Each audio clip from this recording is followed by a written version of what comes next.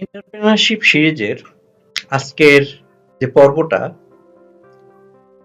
এ পর্বের নামটা দেওয়া যায় উদ্যোক্তার কষ্ট। হ্যাঁ, একজন এন্টারপ্রেনার, একজন মালিক, তার যে কষ্ট, এ কষ্টটা, আর তাদের অনেক কষ্ট, অনেক চ্যালেঞ্জ, তবেই তারা বিজনেসে সফল হয়।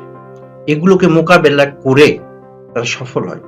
কিন্তু রক্ত মাংসে করা তারা মানুষ, তাদেরও কিছু দুঃখ কষ্ট থাকে, যে দুঃখ কষ্টগুলো তাদের শেয়ার করতে হয়। কাছে শেয়ার তো করবে কাছের লোকের কাছে, বাইরের লোকের কাছে তো শেয়ার করার অবকাশ কম। কিন্তু কাছের লোকের কাছে যখন বিষয়টা কাছের লোকের, তখন এই শেয়ারটা হয়ে ওঠে আরো দুর্বিষহ। একজন উদ্যোক্তা, তার কোনো দোষ নেই, তার একটাই দোষ, সে উদ্যোক্তা। ঘরে আর যদি বলি অফিসে, দুই জায়গায় নিজের যে লোক, তাদের কাছ থেকে কি ধরনের অসুবিধা। তিনি তার একটা কথা গল্প ছলে ফ্যামিলির কাছে যখন বলতেছে, তখন তার ওয়াইফ বা ছেলে মেয়ে যেই থাকুক, দোষটা তোমার, তোমাকে বারবার বলেছিলাম এসবের ভিতর যেও না, কেন তুমি গেলে, কেন তুমি ওকে বিশ্বাস করলে, কেন ঘুম পারলো, কেন ওকে তুমি বাদ দিচ্ছ না।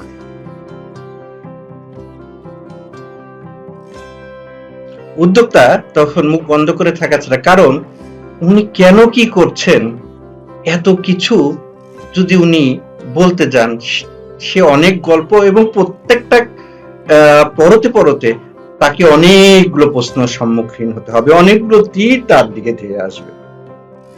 আসেন এখন আমি তার অফিসের নিকটজন, তার কথা বলি। অফিসের, হয়তো তার সেটা শিল্প প্রতিষ্ঠান, অফিসের যে শিল্প প্রতিষ্ঠানের কাজ করতে গেলে অনেক অনেক বাধা বিপত্তি, চ্যালেঞ্জ, প্রতিদিন নিত্য নতুন ঘটনা ঘটতে থাকে। প্রতিদিন দেখা যায় কি, অধিকাংশ ক্ষেত্রে সব দোষ মালিক, সব দোষ উদ্যোক্তার। কিভাবে বেতন এটা কম হয়েছে, মালিক তো সাইন করে দিয়েছে, ডিপার্টমেন্ট হেড যা দিয়েছে তার উপরে বেতন কম হয়েছে, মালিকের দোষ। ওই জায়গায় এই জিনিসটা নষ্ট হয়েছে, মালিক কেনার সময় এটা অন্য জায়গা থেকে কিনেছে, মালিকের দোষ। যাই করুক, মালিকের দোষ। এখন সেটা নিজের অফিসের যে মানুষ, সেন্ট্রাল অফিসের যে যারা কাছে, যে ডিপার্টমেন্টাল হেড বা সিইও সবকিছু তার আশেপাশে আছে, অন্তত কলিগ মালিক হলেও তারা কাজের ক্ষেত্রে তারা কলিগ হিসেবে তো কলিগের সাথে শেয়ার করতেই পারে। কিন্তু সে জায়গায় শেয়ার করতে গেলেও সবকিছুই যখন তীরটা নিজের দিকে আসে, তাহলে এই কথাটা সে কাকে বলবে। এর চেয়ে সে যদি এ টাকাটা ব্যাংকেই রেখে দিত, 7-11% ইন্টারেস্টে যদি পেত, তার 7 পুরুষ বসে বসে খেতে পারত। কিন্তু যেহেতু সে ইনভেস্ট করেছে, সব দোষ তার। সে রাজার হালে চলতে পারত না, সে অনেকগুলো কর্মসংস্থানের ব্যবস্থা করেছে, আর সবার তার দিকে। একবার একজন ওনার ডিরেক্টর, তিনি রাগের মাথায় উনি মানে কিছুটা অ্যাক্টিং করে এইভাবে তার ডিপার্টমেন্টাল হেড বা তার যারা কলিগ, তাদের সামনে জাস্ট উনি বললেন, আমার মাঝে মাঝে আমি শুধু দাঁত কামড়িয়ে থাকি, আপনাদেরকে কিছু যদি বলা হয়, আপনি তো আগামীকালকে সকালবেলা থেকে আসবেন না, চলে যাবেন অন্য আরেকটা প্রতিষ্ঠানে।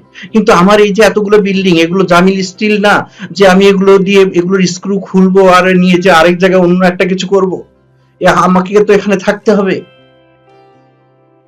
এই যে উদ্যোক্তাদের যে পেইন, যে ব্যথা, এ ব্যথা হয়তো একজন এমপ্লয়ি কাজ শেষে, অফিস আওয়ার শেষে নিশ্চিন্তে বাসা যেতে পারে, কিন্তু তিনি রাত 12টা হোক, 1টা হোক, হঠাৎ করে কোনো একটা জিনিস মনে পড়লো, উনি ফোন দিয়ে বুঝলেন, এই ওই জিনিসটা কিন্তু রাতের ভিতরে একটু করে রেখো, তা না হলে কালকে সকালবেলা ফ্যাক্টরি খোলার সাথে সাথে এই সমস্যাটা তৈরি হবে।